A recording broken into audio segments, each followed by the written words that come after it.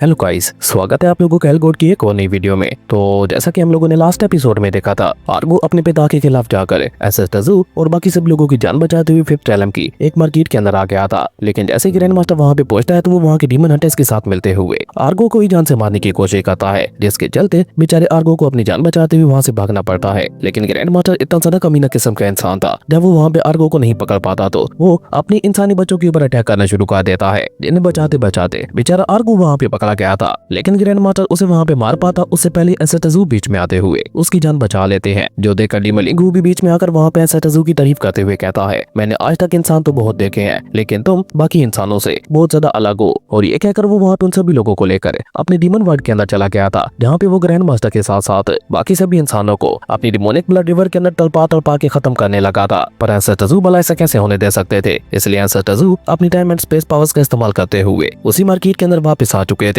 जिसके बाद यहीं से हमारे अगले एपिसोड की शुरुआत होती है। गाइस, वीडियो में आगे बढ़ने से पहले मैं आप लोगों से एक जरूरी बात करना चाहता हूँ। मेरे main channel Afandi anime explainer के ऊपर कॉपीराइट स्ट्राइक आ चुकी है, जिसके चलते मैं अब उसके ऊपर वीडियो अपलोड नहीं कर पाऊंगा। इसलिए अब से सारी बड़ी सीरीज मेरे इसी चैनल के ऊपर ही आएंगी। और कॉपीराइट स्ट्राइक से बचने के लिए मैंने अपने चैनल का नाम बदलकर एएफ एनिमे एक्सप्लेनर रख दिया है, तो अगर हो सके तो सब्सक्राइब कर देना। तो चलिए अब बढ़ते हैं हम लोग अपनी मेन वीडियो की तरफ। तो इस एपिसोड की शुरुआत में हम देखते हैं कि एसएटजू डिमलिंगू से कोल्ड टून में सवाल करते हुए पूछते हैं, तुम्हारा सीक्रेट टायर कहाँ है? वो लोग अभी तक भी वहाँ पे उसी मार्केट के अंदर ही थे। यहाँ पे एसएटजू की ये बात सुनकर डिमलिंगू उदास होकर अपनी डिमोनिक ब्लड एनर्जी को वहाँ पे चारों तरफ फैलाते हुए कहता है, मैं अभी तुम लोगों को वहाँ पे लेके चलता हूँ। डिमलिंगू को ऐसा कहते ही हम देखते हैं कि उसकी डिमोनिक ब्लड एनर्जी वहाँ पे एक टोर्नेडो का रूप ले चुकी थी, जो कि देखते ही देखते उन सभी को टेलीपोर्ट करते हुए एक बार फिर से वहाँ पे एसएटजू के साथ साथ बाकी सभी लोगों को भी डीमन वर्ल्ड के अंदर ले आती है। और वहाँ पे आते साथ ही डिमलिंगू वहाँ पे एसएटजू को बताता है वो सीक्रेट टायर यहीं पे है। डिमलिंगू की ये बात सुनकर हम देखते हैं कि एसएटजू और उनके डिसेबल्स जो कि वहाँ पे उस जगह को बहुत ही गौर से देख रहे थे, उन्हें भी वहाँ पे एक झटका लगता है। हालांकि एसएटजू तो वहाँ पे ज्यादा रिएक्ट नहीं करते, लेकिन बनेकरो और बाकी सभी लोगों का तो मुंह वहाँ पे खुला का खुला रह गया था, क्योंकि वो जगह एक डिमोनिक नेस्ट था और वहाँ पे चारों तरफ स्केलेटन्स, कंगाल और डिमोनिक सोल्स मौजूद थी। ये सारे वो लोग थे जिन्हें आज तक डिमलिंगू ने मौत के घाट उतारा था, इसलिए वो सारी की सारी डिमोनिक सोल्स आपस में मर्ज होते हुए एक ग्रज एनर्जी का रूप ले चुकी थी, यानी कि नफरत की एनर्जी। और अब वो एनर्जी इस हद तक खतरनाक और पावरफुल हो चुकी थी कि अब डिमलिंगू भी वहां पे उनका मुकाबला करने से घबराता था। जबकि हम देखते हैं कि जैसे उन डिमोनिक सोल्स की नजर वहां पे डिमलिंगू के साथ एसएटजू और उनके डिसेबल्स के ऊपर पड़ती है, तो वो वहां पे उनके ऊपर अटैक करने के लिए आगे बढ़ना शुरू कर देती है, जो देखकर मिस निंगयू वहां पे घबराते हुए कहती है, ये ग्रज एनर्जी तो हमारी तरफ ही आ रही है। मिस निंगयू कैसा कहती है हम देखते हैं कि एसएटजू के बाकी के सभी डिसेबल्स वहां पे उस डिमोनिक एनर्जी का मुकाबला करने के लिए वहां पे तैयार हो जाते हैं। और सबसे पहले आगे बढ़ता है हमेशा की तरह हमारा फेंगे, जो कि आगे बढ़कर वहां पे अपने माइटी किंग स्पीयर का इस्तेमाल करते हुए और डिमोनिक सोल्स के ऊपर हमला करते हुए उन्हें वहां पे खत्म करना शुरू कर देता है। उसके एक ही अटैक के साथ हम देखते हैं कि उसका फ्लेम लाइन वहां पे बाहर आ गया था, जो कि एक जोरदार दहाड़ के साथ वहां पे लातादार डिमोनिक सोल्स को मौत के घाट उतार देता है, जो देखकर फेंग वहां पे नीचे आकर फ्लेक्स करते हुए कहता है, तो ये है वो ग्रज एनर्जी जिससे तुम लोग इतना ज्यादा घबरा रहे थे, मेरे होते हुए ये एनर्जी तुम्हारा कुछ भी नहीं बिगाड़ सकती। और ये कहकर फेंग वहां पे सीधे डिमलिंगू के पास जाकर अपना स्पीयर उसके ऊपर पॉइंट करते हुए कहता है, चलो मैंने तुम्हारी परेशानी खत्म कर दी, अब चुपचाप अपना सीक्रेट टायर हमारे हवाले कर दो। फेंग की ये बात सुनकर हम देखते हैं कि डिमलिंगू उसे वहां पे कोई भी जवाब नहीं देता, वो अभी तक भी वहां पे काफी उदास खड़ा था। और तभी अचानक से उन लोगों को वहां पे एक बहुत ही ज्यादा खतरनाक हंसने की आवाज सुनाई देती है, जो कि वहां पे जोर जोर से हंसते हुए कह रही थी, उस टायर को लेने के बारे में सोचना भी मत, क्योंकि वो सीक्रेट टायर पूरी तरह से मेरा है, इसलिए उसे कोई भी नहीं ले सकता। और जब उस आवाज का पीछे करते हुए सभी लोगों की नजरें वहां पे सामने की तरफ जाती है, तो ये आवाज किसी और की नहीं बल्कि ग्रैंड मास्टर की थी, जहाँ पे वो ग्रज एनर्जी लगातार उसकी बॉडी के ऊपर कब्जा करते हुए उसके ऊपर हावी हो रही थी, जो देखकर बनेकरो भी वहां पे हैरान होते हुए कहता है, ये पागल बुढ़ऊ एक बार फिर से अपने साथ साथ हम लोगों को भी मुसीबत में डाल देगा। ये डीमन से अपना बदला लेने के लिए इतना सारा गिर चुका है कि ये यहाँ पे मौजूद इस ग्रज एनर्जी को भी ऑब्जर्व करता जा रहा है। वहीं जैसे जैसे वो ग्रज एनर्जी उसकी बॉडी के अंदर जा रही थी, वैसे वैसे ही हम देखते हैं कि ग्रैंड मास्टर की बॉडी से बहुत ही ज्यादा खतरनाक स्पिरिचुअल ऑरा निकलने लगा था। इवन हम देखते हैं कि उसकी आंखों का कलर पूरी तरह से चेंज होते हुए लाल हो गया था। और जैसे ही उसकी आंखों का कलर बदलता है, तो सबसे पहले उसकी नजर वहाँ पे मौजूद डिमलिंगू के ऊपर ही जाती है, जिसे देखकर वो वहाँ पे गुस्सा होते हुए कहता है, वो सीक्रेट टायर मेरा है, उसे लेने के बारे में सोचना भी मत। और ये कहकर ग्रैंड मास्टर अचानक से वहाँ पे अपनी डिमोनिक एनर्जी को अनलीश करते हुए बहुत ही तेजी के साथ डिमलिंगू के ऊपर अटैक करने के लिए आगे बढ़ जाता है। डीमन ग्रैंड मास्टर को अपनी तरफ आते हुए देखकर डिमलिंगू जल्दी से वहाँ पे एक प्रोटेक्टिव बैरियर बनाते हुए आर्गो को उसके अंदर डाल देता है, और साथ ही साथ उसे वहाँ पे पीछे की तरफ धकेल चुका था, ताकि वो इस फाइट के अंदर इंटरफेयर ना कर सके और ना ही वो डीमन ग्रैंड मास्टर उसे कोई चोट पहुंचा सके। खैर उसके बाद हम देखते हैं कि डिमलिंगू अकेले ही वहाँ पे डीमन ग्रैंड मास्टर का मुकाबला करने के लिए आगे बढ़ जाता है, जो देखकर डिमोनिक आर्गो वहाँ पे चिल्लाते हुए कहता है, फादर प्लीज ऐसा मत करो, मुझे भी आपकी मदद करने दो। लेकिन डीमन लिंगू वहाँ पे उसकी बातों के ऊपर कोई ध्यान नहीं देता और वो आगे बढ़ते हुए जाकर अपनी तरफ आ रहे डीमन ग्रैंड मास्टर को एक बहुत ही ज्यादा पावरफुल पंच मार देता है, जो देखकर डीमन ग्रैंड मास्टर भी अपना पंच आगे का चुका था। और जैसे उन दोनों के पंचेस आपस में टकराते हैं तो वहाँ पे इतनी ज्यादा पावरफुल शॉक वेव्स निकलती है कि वो पूरा का पूरा डिमोनिक नेस्ट वहाँ पे हिलने लगा था, जिसका असर वहाँ पे एसेटाजू को छोड़कर बाकी सभी लोगों के ऊपर हो रहा था। इसलिए हम देखते हैं कि एसेटाजू वहाँ पे एक प्रोटेक्टिव बैरियर बनाते हुए अपने सभी डिसेबल्स की जान बचा लेते हैं और साथ ही साथ वो अपने हेलगोड वाले सिंहासन को बाहर निकाल कर उसके ऊपर विराजमान हो चुके थे, क्योंकि उन्हें वहाँ पे अंदाजा हो गया था कि ये फाइट बहुत लंबी चलने वाली है। के सामने की तरफ हम देखते हैं कि डीमन ग्रैंड मास्टर वहाँ पे बिल्कुल पागलों की तरह लगातार डीमन लिंगू के ऊपर अटैक करते हुए कह रहा था, कमीने डीमन कहेंगे मैं तुम्हें मौत के घाट उतार दूंगा। और ये कहकर वो वहाँ पे अपने स्वॉर्ड को बाहर निकालते हुए कहता है, और जानते हो मैं तुम्हें क्यों मारना चाहता हूँ? उसकी कोई भी वजह नहीं है, तुम एक डीमन हो, यही सबसे बड़ी वजह है, और एक डीमन होने के नाते तुम्हें भी अब यहाँ पे मरना होगा। डीमन ग्रैंड मास्टर की ये बात सुनकर हम देखते हैं कि डीमन लिंगू को भी थोड़ा गुस्सा आ जाता है। वो वहाँ पे उसकी स्वॉर्ड को छीनकर उसके पेट में एक बहुत ही ज्यादा पावरफुल पंच मारते हुए कहता है, इंसान तुम्हारी इतनी हिम्मत कि तुम मेरे प्लेस के बीच में इंटरफेयर करो। डीमन लिंगू के पंच की वजह से हम देखते हैं कि डीमन ग्रैंड मास्टर उड़ते हुए वहाँ पे काफी पीछे जा गिरता है, जबकि हम देखते हैं कि डीमन लिंगू वहाँ पे उसका मजाक उड़ाते हुए कहता है, तुम्हारी वाइफ जो कि एक डीमन थी उसने तुम्हें इतना ज्यादा पावरफुल बनाया था, उसकी पावर्स के बगैर तुम कुछ भी नहीं हो। डीमन लिंगू की ये बातें सुनकर हम देखते हैं कि डीमन ग्रैंड मास्टर को वहाँ पे बहुत ज्यादा गुस्सा आ जाता है और अब वो वहाँ पे और भी तेजी के साथ उस रेड एनर्जी को ऑब्जर्व करने लगा था। और जैसे जैसे वो डिमोनिक एनर्जी उसकी बॉडी के अंदर जा रही थी वैसे वैसे हम देखते हैं कि ग्रैंड मास्टर के सारे जख्म दोबारा से हील होना शुरू हो जाते हैं। ऊपर से हम देखते हैं कि अब वो वहाँ पे और भी ज्यादा पावरफुल बन चुका था। एवं जैसे ही वो अपनी स्पिरिचुअल एनर्जी को अनलीश करता है तो अब की बात उसकी बॉडी में धीरे धीरे क्रैक्स आने लगे थे, जो देखकर मिचूचू वहाँ पे हैरान होते हुए कहता है, क्या ये पागल हो गया है? ये अभी तक भी लगातार ग्रज एनर्जी को ऑब्जर्व करता जा रहा है, अगर ऐसे ही चलता रहा तो बहुत जल्द इसकी बॉडी एक्सप्लोड हो जाएगी। मिचूचू की ये बात सुनकर हम देखते हैं कि मिस निंग्यू उन लोगों को वहाँ पे जवाब देते हुए बताती है, डीमन ग्रैंड मास्टर चाहता था कि गलत होने के बावजूद भी एसेटाजू उसकी मदद करे, लेकिन जब एसेटाजू ने उसकी मदद नहीं की तो उसे काफी गहरा सदमा लगा। लेकिन जब उसने यहाँ पे मौजूद ग्रज एनर्जी को महसूस किया तो उसे ये डीमंस को खत्म करने का बहुत अच्छा मौका मिला और वो भी सेम वही गलती कर बैठा जो कि डीमंस करते हैं। अब ये कहना गलत नहीं होगा कि ग्रैंड मास्टर भी अब पूरी तरह से एक डीमन बन चुका है। मिस निंग्यू की ये बात सुनकर हम देखते हैं कि लिंगू जो कि काफी देर तक वहाँ पे उस फाइट को बहुत ही गौर से देख रहा था, वो भी वहाँ पे लोगों को बताता है, इस खतरनाक एनर्जी की पावर को देखकर तो ऐसा महसूस हो रहा है कि डीमन लिंगू ने इन्हें मारने से पहले बहुत ज्यादा टॉर्चर किया होगा, इसलिए इनकी पावर इतनी ज्यादा बढ़ चुकी है। और बेचारे ग्रैंड मास्टर को लग रहा है कि वो इस पावर को ऑब्जर्व कर रहा है, जबकि हकीकत में ऐसा बिल्कुल भी नहीं है। वो डिमोनिक एनर्जी ही ग्रैंड मास्टर की बॉडी को एक वेसल की तरह इस्तेमाल कर रही है डीमन लिंगू से अपना बदला लेने के लिए। जबकि सामने की तरफ हम देखते हैं कि डीमन लिंगू अभी तक भी वहाँ पे काफी हद तक ग्रैंड मास्टर की ऊपर भारी पड़ रहा था, जो देखकर ग्रैंड मास्टर अचानक से वहाँ पे गुस्सा होते हुए कहता है, बस अब बहुत हो गया। और ये कहकर वो लगातार वहाँ पे सारी एनर्जी को ऑब्जर्व करना शुरू कर देता है, जिसके चलते हम देखते हैं कि ग्रैंड मास्टर की बॉडी तो पूरी तरह से वहाँ पे उन सोल्स के कब्जे में आ चुकी थी, जो कि गुस्सा होकर वहाँ पे चिल्लाते हुए डीमन लिंगू से कहती है, लिंगू तुमने सिर्फ अपने फायदे के लिए हम सभी लोगों को जान से मारा था, और वो भी तड़पा तड़पा के। तुमने सिर्फ हमें खत्म नहीं किया बल्कि हमारी सोल्स तक को डिस्ट्रॉय कर दिया, पर आज हमारी बारी है बदला लेने की, इसलिए आज हम तुम्हें बहुत ही भयानक मौत देने वाले हैं। और ये कहकर हम देखते हैं कि ग्रैंड मास्टर अचानक से वहाँ पे एक बार फिर से अपनी डिमोनिक एनर्जी को अनलीश करना शुरू कर देता है, जिसके प्रेशर की वजह से हम देखते हैं कि वो पूरा का पूरा डिमोनिक नेस्ट वहाँ पे कांपने लगा था। जबकि हम देखते हैं कि डीमन ग्रैंड मास्टर वहाँ पे अपनी सारी एनर्जी को गैदर करते हुए एक स्वॉर्ड आर्ट फॉर्मेशन बना चुका था, और life of the path to स्प्रेस डीमंस टेक्निक का इस्तेमाल करते हुए वो अपनी स्वॉर्ड उठाकर डीमन लिंगू के ऊपर जानलेवा अटैक करने के लिए बहुत ही तेजी के साथ आगे बढ़ जाता है, जो देखकर डीमन लिंगू वहाँ पे बिल्कुल भी नहीं घबराता। पोल्टा वहाँ पे गुस्सा होते हुए कहता है, तुम चींटियों के क्या लगता है तुम लोग मिलकर मेरा मुकाबला कर लोगी? और ये कहकर हम देखते हैं कि डीमन लिंगू भी वहाँ पे अपनी डिमोनिक एनर्जी को अनलीश करते हुए एक फॉर्मेशन बना चुका था, जहाँ पे लगातार उन दोनों की फॉर्मेशन एनर्जी एक दूसरे के साथ टकराते हुए एक दूसरे को पीछे धकेलने की कोशिश कर रही थी, जो देखकर जिया वहाँ पे बोर होते हुए कहती है, ह्यूमंस डीमंस को मारना चाहते हैं और डीमंस हम ह्यूमंस को मारना चाहते हैं। न जाने लाखों सालों से चलती हुई आ रही ये जंग कब खत्म होगी? जिया का इतना कहना था कि हम देखते हैं कि सामने की तरफ वो दोनों वहाँ पे एक दूसरे को पूरी तरह से खत्म करने के लिए अपने अपने सबसे पावरफुल अटैक्स को रेडी करते हैं, जहाँ पे ग्रैंड मास्टर मल्टीपल शॉट्स का इस्तेमाल करते हुए डीमन लिंगू के ऊपर अटैक करता है, तो वहीं डीमन लिंगू उसके अटैक का मुकाबला करने के लिए एक शॉर्ट स्लैश उसके ऊपर अटैक कर चुका था, जो देखकर बेचारे आर्गो को समझ आ गया था कि उसके फादर उस खतरनाक अटैक का मुकाबला नहीं कर पाएंगे। इसलिए हम देखते हैं कि वो वहाँ पे अपना पूरा दम लगाकर अपने पिता की बनाई हुई शील्ड को तोड़कर बाहर आकर चिल्लाते हुए कहता है, नहीं फादर मैं आपको कुछ नहीं होने दूंगा। और ये कहकर बेचारा आर्गो वहाँ पे ह्यूमंस और डीमंस के बीच में चलती हुई आ रही इस जंग को खत्म करने के लिए खुद उन दोनों हमलों के बीच में आ जाता है, जहाँ पे पहले डीमन लिंगू का अटैक जाकर उसके साथ टकराता है, तो दूसरी तरफ से ग्रैंड मास्टर का अटैक भी जाकर उसे हिट करके आता, जो देखकर बेचारा डीमन लिंगू वहाँ पे चिल्लाते हुए कहता है, नहीं मेरे बच्चे।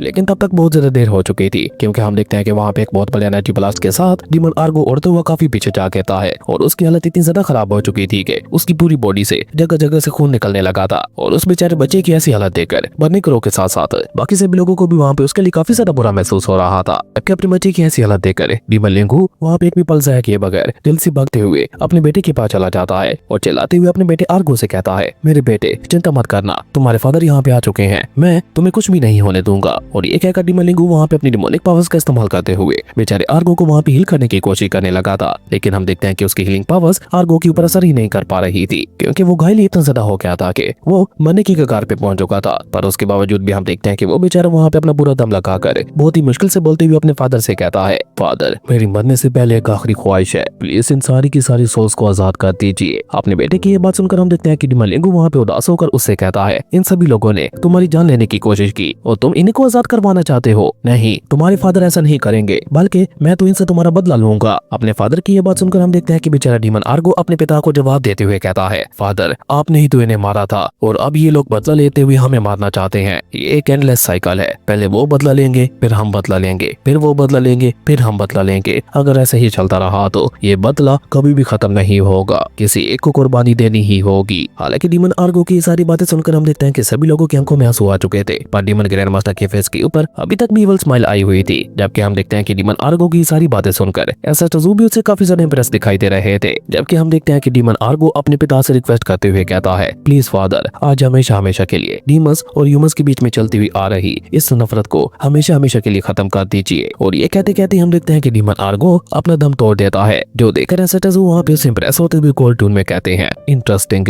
इतनी कम एज में ही ह्यूमंस और डीमंस दोनों के लिए एक बहुत बड़ा सबक छोड़ के गया है। हालांकि ये दिल का बहुत ज्यादा अच्छा था, लेकिन दिल का बहुत ज्यादा अच्छा होना भी कभी कभी अच्छा नहीं होता। इसका इतना ज्यादा अच्छा होना भी इसकी किस्मत को नहीं बदल पाया, और यही है हेवन का इंसाफ। लेकिन इस बच्चे का इंसाफ मैं खुद करूंगा। जबकि हम देखते हैं कि मिस निंगयू जो कि वहाँ पे आर्गो के लिए आंसू बहा रही थी, वो भी वहाँ पे गुस्सा होते हुए कहती है, बेवकूफ कहेंगे, क्यों तुमने खुद को कुर्बान किया? तुम्हारी कुर्बानी से ये जंग खत्म नहीं होने वाली, बल्कि ये जंग और भी भयानक रूप ले लेगी। और होता भी वहाँ पे बिल्कुल ऐसा ही है। अपने बच्चे को मरते हुए देखकर डीमन लिंगू तो वहाँ पे गुस्से से पागल हो गया था। वो गुस्से से वहाँ पे दहाड़ते हुए कहता है, नहीं मेरे बच्चे, तुम मुझे छोड़कर नहीं जा सकते। डीमन लिंगू की ये बात सुनकर हम देखते हैं कि डीमन ग्रैंड मास्टर वहाँ पे एक डिमोनिक स्माइल करते हुए कहता है, अपने बेटे की तरह अब तुम्हें भी यहाँ पे खत्म होना होगा। और ये कहकर वो अपना पूरा दम लगाकर डीमन लिंगू के ऊपर अटैक करने के लिए आगे बढ़ जाता है। और उसका साथ देने के लिए बाकी के डीमन हंटर्स भी वहाँ पे चारों तरफ से उसके ऊपर हमला कर चुके थे, लेकिन वो लोग वहाँ पे उसके ऊपर अटैक कर पाते उससे पहले हम देखते हैं कि अचानक से डीमन लिंगू वहाँ पे अपनी आंखें खोल लेता है। और जैसे वो वहाँ पे अपनी आंखें खोलता है तो उसकी बॉडी से अचानक से बहुत ही ज्यादा powerful demonic spiritual energy release होती है, जो कि इतनी ज्यादा पावरफुल थी कि वो वहाँ पे डीमन ग्रैंड मास्टर के साथ साथ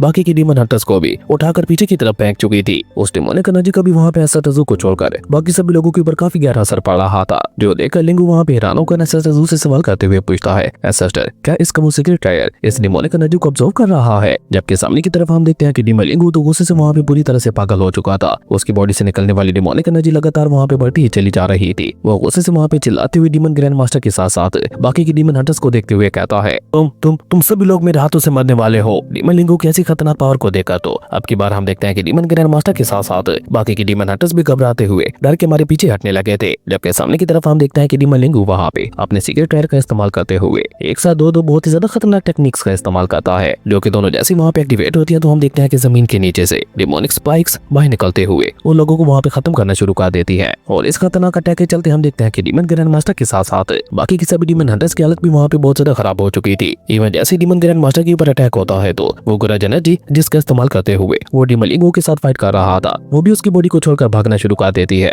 और एसेटजू जो कि वहाँ पे सब कुछ बहुत ही गौर से देख रहे थे, वो कोल्टून में वहाँ पे अपने डिसेबल्स को जवाब देते हुए बताते हैं, हाँ ये सब कुछ अपने सीक्रेट वेपन का इस्तेमाल करते हुए कर रहा है। जबकि सामने की तरफ हम देखते हैं कि जैसे डीमन ग्रैंड मास्टर और बाकी के डीमन हंटर्स को एहसास होता है कि डीमन लिंगू उन सभी को मौत के घाट उतारने वाला है, तो वो सभी लोग वहाँ पे एक बार फिर से एसेटजू से रैम की भीख मांगते हुए कहने लगे थे, एसेटर प्लीज इस डीमन से हमें बचा लीजिए, हम भी तो आपकी तरह इंसान है और इंसानियत के नाते आपका फर्ज बनता है कि आप हमारी जान बचाओ। जबकि सामने की तरफ हम देखते हैं कि डीमन लिंगू वहाँ पे उन सभी को मौत के घाट उतारने के लिए अपने एक बहुत ही ज्यादा खतरनाक अटैक को रेडी करने लगा था। जबकि हम देखते हैं कि डीमन ग्रैंड मास्टर और उसके साथी लगातार वहाँ पे एसेटजू से रिक्वेस्ट कर रहे थे कि प्लीज एसेटजू हमारी जान बचा लीजिए। इवन डीमन ग्रैंड मास्टर तो वहाँ पे एसेटजू को भड़काने की कोशिश करते हुए कहता है, आखिर तुम किस तरह के इंसान हो जो अपनी साथियों की मदद नहीं कर रहे? तुम जानते हो कि आज अगर हम लोग यहाँ पे मारे गए और ये डीमन बच गया तो ये हमारे फिफ्थ एलम के अंदर जाकर पूरे के पूरे फिफ्थ एलम को डिस्ट्रॉय कर देगा, और जानते हो उसका कसूरवार कौन होगा? सिर्फ और सिर्फ तुम। लेकिन हम देखते हैं कि एसेटजू तो वहाँ पे उसकी बातों के ऊपर बिल्कुल भी ध्यान नहीं दे रहे थे। वो तो अपने हेलगुड वाले सिंहासन के ऊपर बैठे हुए अपनी चाय के मजे उठा रहे थे, जो देखकर तो डीमन ग्रैंड मास्टर को वहाँ पे और भी ज्यादा गुस्सा आ जाता है। वो गुस्से से वहाँ पे चिल्लाते हुए एसेटजू से कहता है, है, ज़ू यंग आखिर तुम फिफ्थ एलम को अपना दुश्मन क्यों बनाना चाहते हो? आकर हमारी मदद करो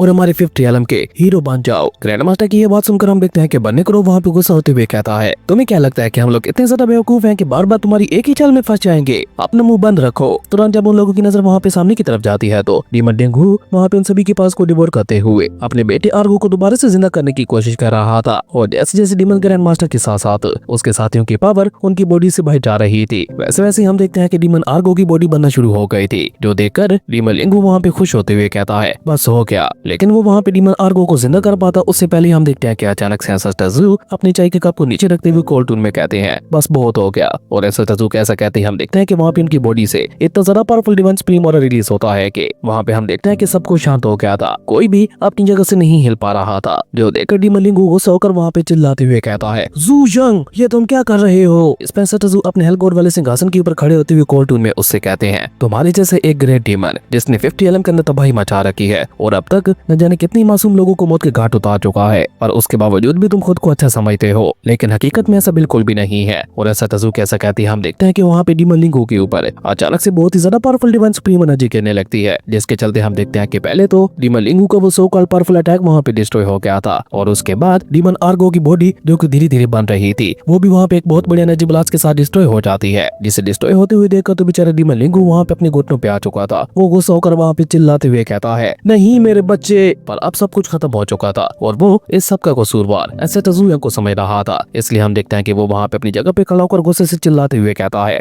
ज़ू यंग मेरा बच्चे मुझे वापस लौटाओ। और ये कहकर वो वहाँ पे एंसेस्टर ज़ू यंग के ऊपर एक बहुत ज्यादा पावरफुल अटैक चल देता है। उस अटैक को अपनी तरफ आते हुए देखकर एंसेस्टर ज़ू वहाँ पे कोल्ड टून में उससे कहते हैं तुम्हारी गलतियों और तुम्हारे गुनाहों की वजह से मैं तुम्हें बिना किसी उम्मीद के मौत दे रहा हूँ, मैं ज़ू यंग तुम्हारी मौत गारंटेड करता हूँ। एंसेस्टर ज़ू कैसा कहती है हम देखते हैं कि वहाँ पे एंसेस्टर ज़ू की बॉडी से इतना ज्यादा powerful divine supreme aura release होता है कि वो सीधा जाकर डीमन लिंगू के साथ टकरा जाता है, जिसके चलते हम देखते हैं कि डीमन लिंगू सीधा नीचे जमीन पे जा गिरा था और तभी दो डिवाइन स्वॉर्ड्स आकर उसके हाथों में घुस जाती है और ऊपर से एक बहुत बड़ा डिवाइन पाम हैंड सीधा आकर उसके साथ टकरा जाता है, जो कि उसे पूरी तरह से कुचल चुका था, जिसके चलते हम देखते हैं कि डीमन लिंगू दर्द के मारे वहाँ पे चिल्लाने लगा था। पर इसके साथ ही हम देखते हैं कि धीरे धीरे उसकी बॉडी के अंदर क्रैक्स आने लगे थे, जो देखकर एंसेस्टर ज़ू वहाँ पे अपने हाथ की मुट्ठी को बंद कर देते हैं, जिसका मतलब था कि वो डीमन लिंगू का खेल हमेशा हमेशा के लिए खत्म कर देना चाहते हैं। और होता भी वहाँ पे बिल्कुल ऐसा ही है। एंसेस्टर ज़ू की मुट्ठी बंद करते साथ ही वहाँ पे डीमन लिंगू की बॉडी पूरी तरह से एक्सप्लोड हो जाती है, जिसके चलते हम देखते हैं कि वहाँ पे एक बार फिर से बहुत बड़ा एनर्जी ब्लास्ट हो गया था। और उसके मरते साथ ही हम देखते हैं कि उसका सीक्रेट टायर उड़ते हुए सीधा खुद ब खुद ही वहाँ पे एंसेस्टर ज़ू के पास आ जाता है। वहीं डीमन लिंगू को मरते हुए देखकर ग्रैंड मास्टर वहाँ पे कमीनों की तरह जोर जोर से हंसने लगा था और खुशी मनाते हुए कह रहा था मर गया वो डीमन। और ये कहकर डीमन ग्रैंड मास्टर वहाँ पे थूकते हुए कहता है क्या कमाल की मौत उसे मिली है, वो ऐसी ही मौत डिजर्व करता था।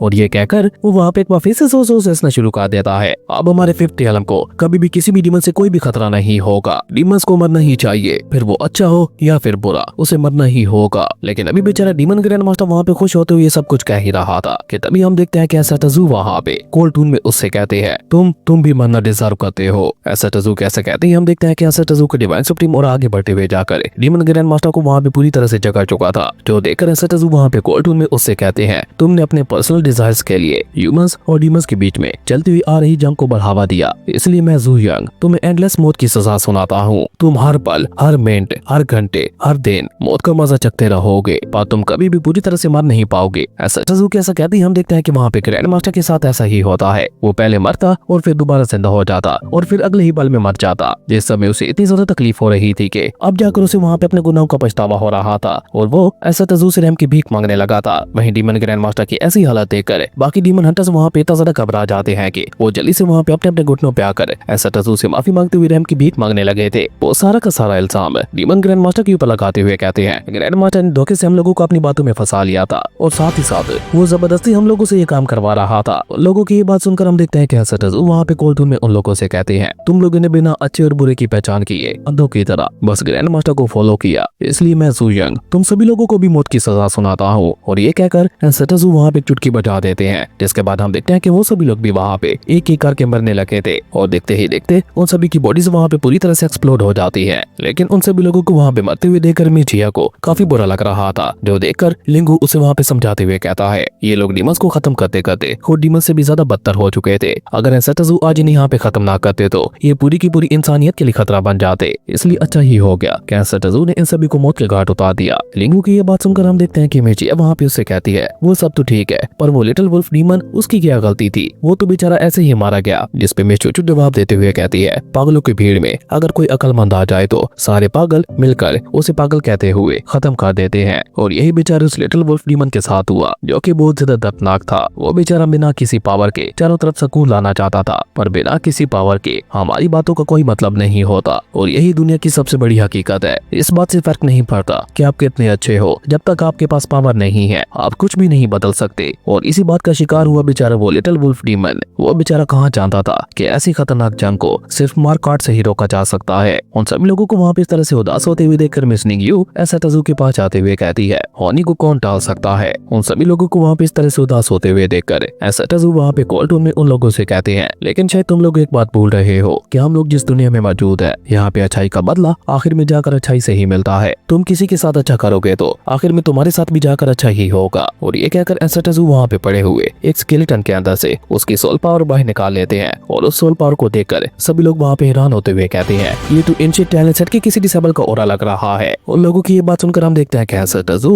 उस ऑरा को अपने हाथों में लेते हुए हाँ में अपना सर हिला देते हैं, जो देखकर मिस निंगयू अपना दिमाग चलाते हुए कहती है तो इसका मतलब है कि लिटिल वुल्फ डीमन ने एंशिएंट टैलेंट सेट के किसी डिसेबल की मदद की होगी, जिसके बदले में उसे एंशिएंट टैलेंट सेट का ऑरा मिल गया होगा। मिस निंगयू की ये बात सुनकर हम देखते हैं कि एसाटाजू भी वहाँ पे मुस्कुराते हुए कहते हैं तुमने बिल्कुल ठीक कहा। और ये कहकर एसाटाजू वहाँ पे अपनी सोल रीइंकार्नेशन पावर का इस्तेमाल करते हुए सबसे पहले उस खतरनाक जगह को एक बहुत ही ज्यादा खूबसूरत जंगल में बदल देते हैं। और उसके बाद हम देखते हैं कि एसाटाजू वहाँ पे एक बाफे से अपनी सोल रीइंकार्नेशन पावर का इस्तेमाल करते हुए उस लिटिल वुल्फ डीमन को भी दोबारा से जिंदा कर देते हैं। जिसे दोबारा जिंदा होते हुए देखकर एसाटाजू वहाँ पे कोल्ड टून में उससे कहते हैं अब तुम एक नई शुरुआत कर सकते हो। एसाटाजू की ये बात सुनकर हम देखते हैं कि वो लिटिल वुल्फ डीमन भी वहाँ पे खुशी के मारे उछलते हुए जंगल के अंदर भाग गया था, जो देखकर एसाटाजू वहाँ पे मुस्कुराते हुए अपने सभी डिसेबल से कहते हैं चलो हम लोग जा रहे हैं। एसाटाजू की ये बात सुनकर बर्निक्लो जल्दी से आगे बढ़कर एसाटाजू के पास जाकर उनसे सवाल करते हुए पूछता है सिस्टर हम लोग कहाँ जा रहे हैं। जिस पे एसाटाजू मुस्कुराकर जवाब देते हुए कहते हैं न्यू ईयर आ गया है तो इसलिए हम लोग वापस घर चल रहे हैं ताकि हम लोग जाकर न्यू ईयर सेलिब्रेट कर सके। और इसी कमाल की सीन के साथ ही हमारा ये अमेजिंग एपिसोड यहीं पे खत्म हो गया था। दोस्तों अगर आप लोगों को ये वीडियो अच्छी लगी तो लाइक करते और अगर चैनल पे नए आए हो तो सब्सक्राइब करते जाना। तो मिलता है एक न्यू वीडियो में, तब तक के लिए बाय।